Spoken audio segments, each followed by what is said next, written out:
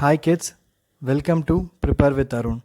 In this video, we are going to discuss the answers for the NEET questions from the chapter Motion in a Straight Line. A stone falls freely under gravity. It covers distances h1, h2 and h3 in the first 5 seconds, the next 5 seconds and the next 5 seconds respectively.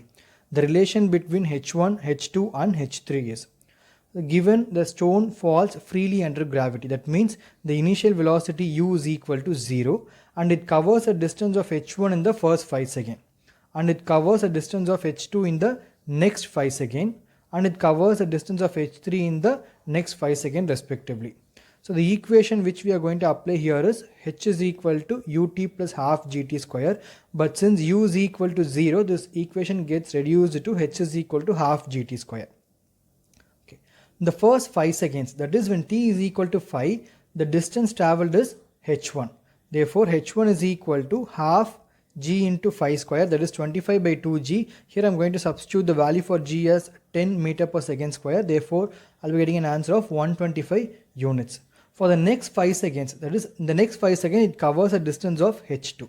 That means when t is equal to 10 seconds, it would have covered a distance of h1 plus h2. So the total distance covered is h1 plus h2, that's equal to half g into 10 square, that is 100 by 2g, that's equal to 500 units. We already know the value of h1 as 125, so substitute that value here. I'll be getting the value of h2, that is 375, which is nothing but 3 into 125, that is 3h1. Now the next 5 seconds. In the next 5 seconds, it covers a distance of h3. That means when t is equal to 15 seconds, it would have covered a distance of h1 plus h2 plus h3. So h1 plus h2 plus h3 is equal to half g into 15 square, which is nothing but 225 by 2g, that's equal to 1125 units. We already know that the value of h1 plus h2 is 500. So substitute that here. I'll be getting the value of h3, that is 625, which is nothing but 5 into 125, that is 5h1. Now h2 is equal to 3h1. That means h1 is equal to h2 by 3. Similarly, h3 is equal to 5h1. That means h1 is equal to h3 by 5. So the correct option is option D. h1 is equal to h2 by 3. That's equal to h3 by 5. If the velocity of a particle is v is equal to at plus bt square, where a and b are constants, then the distance traveled by it between 1 second and 2 seconds is. Okay. So given is velocity, that is v is equal to at plus bt square. We know that velocity is nothing but ds by dt because you want to find the distance. So we will express v in terms of distance, that is nothing but ds by dt is equal to at plus bt square. Take the dt to the other side. So ds is equal to at plus bt square into dt. Will integrate on both sides. So integration of ds is s. For this, we will apply the formula integral x power n dx is equal to x power n plus 1 by n plus 1 plus c. So here a is constant. If I integrate t, I will be getting t square by 2, and b is a constant. So if I integrate t square, I will be getting t cube by 3 plus c. What you have to find is distance in 1 second. So when t is equal to 1 second, substitute t is equal to 1 in this equation. I will get s1 is equal to a by 2 plus b by 3 plus c. And the distance travel in the first 2 seconds, that is when t is equal to 2 seconds. So substitute t is equal to 2 in this equation. I'll be getting s2 is equal to 2a plus 8b plus c. Okay. Here s1 is nothing but the distance travel in the first second, and s2 is the total distance travel in the first 2 seconds. But what we need is the distance travel between 1 second and 2 seconds, that is this portion.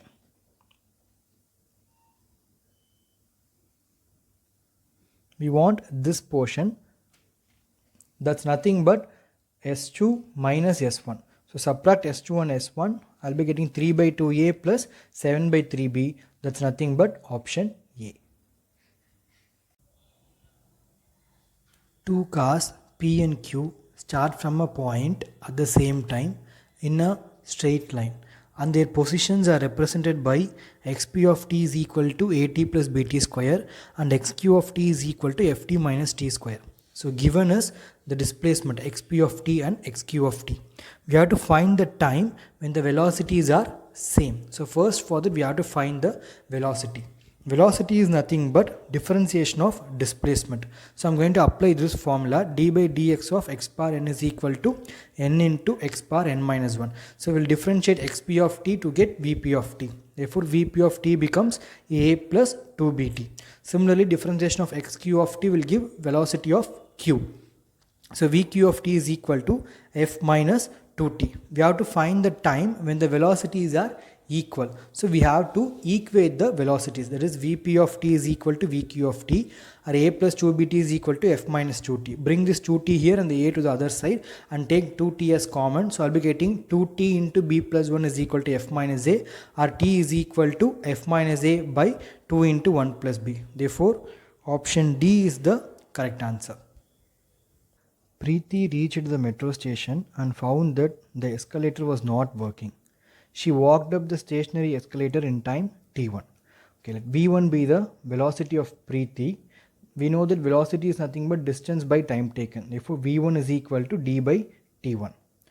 On other days, if she remains stationary on the moving escalator, then the escalator takes her up in time t2. Now, time taken by escalator is nothing but t2. If v2 is velocity of escalator, then v2 is equal to d by t2. We need to find the time taken by her to walk up on the moving escalator. So in this case, Preeti is also walking and the escalator is also moving. So the net velocity will be v1 plus v2. We know that v1 is equal to d by t1 and v2 is equal to d by t2. Substitute it here and simplify it. I'll be getting the net velocity v as d into t2 plus t1 by t1 t2. Now we have to find the time.